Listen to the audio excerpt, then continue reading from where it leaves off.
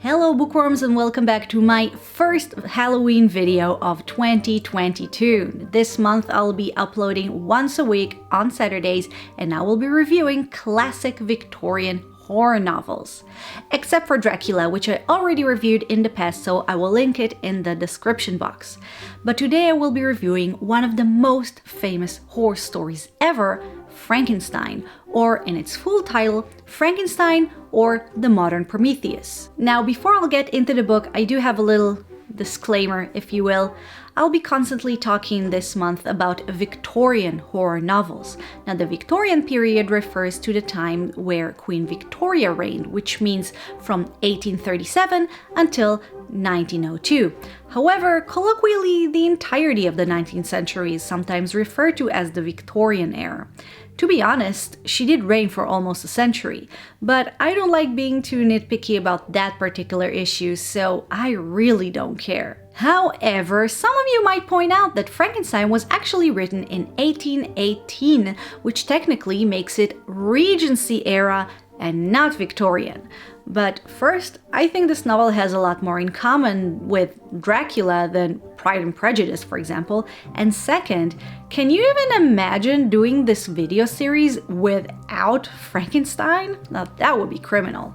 So, Frankenstein or the Modern Prometheus was written by Mary Shelley as part of a horror story contest at Lord Byron's home, probably in a dark and stormy night, and there are many theories regarding Shelley's inspiration.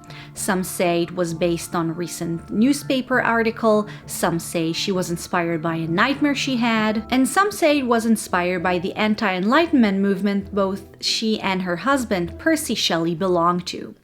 The truth is that there are many interpretations regarding her intentions and no one consensus. I will give my thoughts obviously, but let's start with the plot. This is the story of Victor Frankenstein, a scientist who is fascinated with the idea of bringing people back from the dead. So he creates an experiment to do just that, and he actually succeeds. But when he sees his invention, the dead man he revived, and realizes just how deformed and ugly he is, he figures that he may have opened a door that he shouldn't have, and decides to abandon his experiment. However, he seemed to have forgotten that this creature is now alive and out there in the world. This creation tries to find his place in the world only to realize that people see him as a monster. So he decides to punish the man responsible, Dr. Frankenstein. By the way, the creation is referred to as the monster in this novel, but I'll refrain from calling him that. He officially doesn't have a name, but some interpretations do call him Adam because he's the first of his kind. I'll be referring to him simply as the creation. I talked in the past about very famous characters who are mostly known today in popular culture due to their many adaptations, mostly films. But no other character has been so changed from its original version, in my opinion, as much as Frankenstein's monster. So you might be surprised to know that the original creation didn't have bolts in his neck. He was very eloquent and almost never grumbled. There weren't any villagers with pitchforks and torches, and Dr. Victor Frankenstein was a perfect example of Victorian manners and did not laugh maniacally as he revived the corpse in his experiment. In fact, the book isn't a creature feature at all. It's not about an evil monster roaming the land, killing everybody in his path. I honestly don't know the details of the movie because I haven't seen it yet, but the novel is very philosophical. And I absolutely loved it. It was such an interesting page-turner, and honestly, despite my love for classics, sometimes I lose interest in books that are too chatty to my taste, and I fear that this would happen in Frankenstein. However, I just found every bit of it interesting. Maybe because the chatter made sense. This book isn't an action thriller with blabbering characters who disturb the flow. It's an opinion piece with such great food for thought and themes that are still relevant today. So, what are the themes in this book? What does it philosophize about? Well, I'm pretty sure different people will manage to read more into this book, but for me, this novel is mostly a question of human nature, good versus evil, and the question of whether people are born evil or become so due to influence from society. Interestingly enough, you will see that all books I'll talk about this month have a philosophical basis. That's what's beautiful about horror. It reflects the fears and thoughts of the society of that time.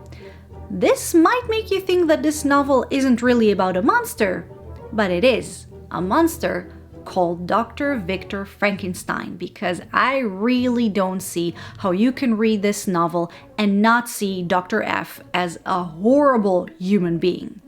He creates a living, breathing being and abandons him immediately because he's ugly? He then continues to emotionally abuse this poor creature, who ends up resorting to threaten him as a last resort. And due to his selfishness, so many people close to Dr. F die, and he only has himself to blame. What a douchebag! Which brings up a question put wonderfully in a line from the opening song of Disney's The Hunchback of Notre Dame. Who is the monster and who is the man? Sing the bells, bells, bells. Dr. Frankenstein is an upstanding man, a pillar of his community, as the defense lawyers in Law and Order would say. And yet, he is evil, or at least an asshole if you still want to see the creation as the villain, because okay, he does kill people. He really reminded me of those parents who choose to bring life into this world but then abuse their children to the extent that they become serial killers. Although I don't condone violence just because you were abused in the past. There comes a time when you are the one making the decisions. So sorry, Ed Gein, I know your mother was a nutjob, but you are the one who chose to kill all those women and recycle them into furniture. Why do I always come back to serial killers? Well, it is Halloween. Where was I? Yes, so my heart really went out to the creation, who was really a victim of both his father and society, and that's why I refuse to call him a monster. Obviously, Dr. F does call him monstrous and a demon, but he is the one responsible for this evil, both by literally creating him and also by treating him so bad that it created the monster inside of him.